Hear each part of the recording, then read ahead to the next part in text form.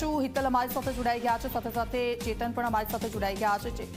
હિતલ, આપની પાસે આવીશું। હિતલ, ऐतिहासिक जीत आ मानवामां आवी रही है। 26 लोकसभा बैठकमांथी सूरत भारतीय जनता पार्टीए जीती लीधी छे। केवो माहोल?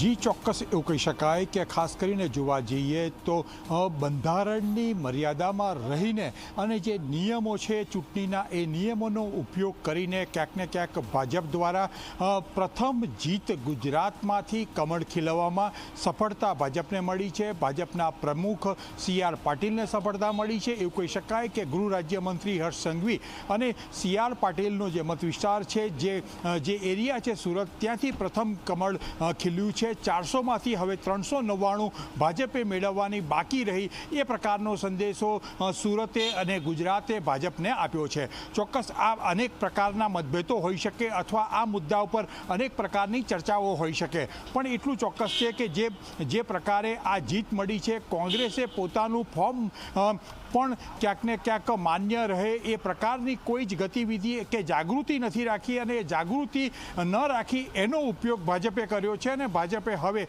તમામ અપક્ષો પણ હટી ગયા છે મેદાનમાંથી, એટલે આ ભવ્ય જીત મળી છે। ચૂંટણી પંચ સાથે આ સંદર્ભે વાતચીત કરવાનો પ્રયત્ન કર્યો। ચૂંટણી પંચે પણ સ્પષ્ટ માનવું છે કે સુરતમાં હવે એકમાત્ર ઉમેદવાર છે, એટલે એમને બિનહરીફ જાહેર કરવામાં આવશે। એટલે એવું કહી શકાય કે આજે મોડી સાંજ સુધીમાં, એટલે 4-5 વાગ્યા સુધીમાં ચૂંટણી પંચ દ્વારા સત્તાવાર રીતે તેમને બિનહરીફ રીતે જાહેર કરવામાં આવશે। એટલે સુરત બેઠક ઉપરના મતદારો છે એ મતદાન આ વખતે નહીં કરી શકે। જી બિલકુલ, આપ અમારી સાથે જોડાયેલા રહેજો। સીધા ચેતન પાસે જઈશું। ચેતન, ગઈકાલનું જે આપણે ઘટનાક્રમ જોયો, એવું કહી શકાય કે કોંગ્રેસનો જ આ હાથ કહી શકાય ભારતીય જનતા પાર્ટીને મતદાન પહેલા જીત અપાવવા માટેનો।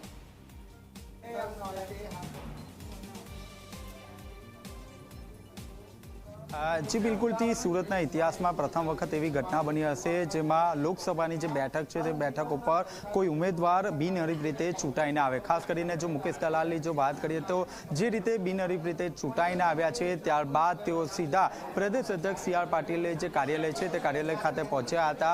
अमने अने तेमने साथे मुलाकात पण करी हती। CR पाटील द्वारा तेमनुं स्वागत पण करवामां आव्युं हतुं।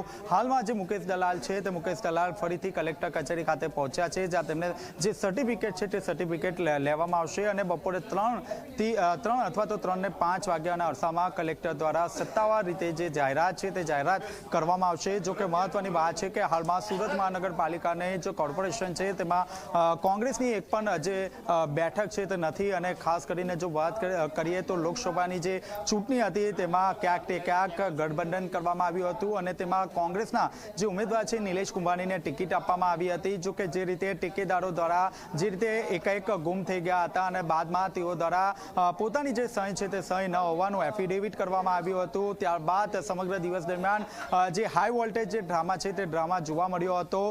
4 વાગ્યાના અરસામાં લેખિત ખુલાસો માંગવામાં આવ્યો હતો। જો કે કોંગ્રેસ દ્વારા સમગ્ર જે મામલે વધુ સમય લેવામાં આવ્યો હતો, અને સવારે 9 વાગ્યાના અરસામાં ફરીથી જે 4 ટેકેદારો છે તે હાજર કરવા માટે કહેવામાં આવ્યું હતું, પરંતુ એક પણ જે ટેકેદાર છે તે હાજર કરી શક્યો ન હતો। બિલકુલ, આપની પાસે આવીશું। મનીષ દોશી પત્રકાર પરિષદ યોજી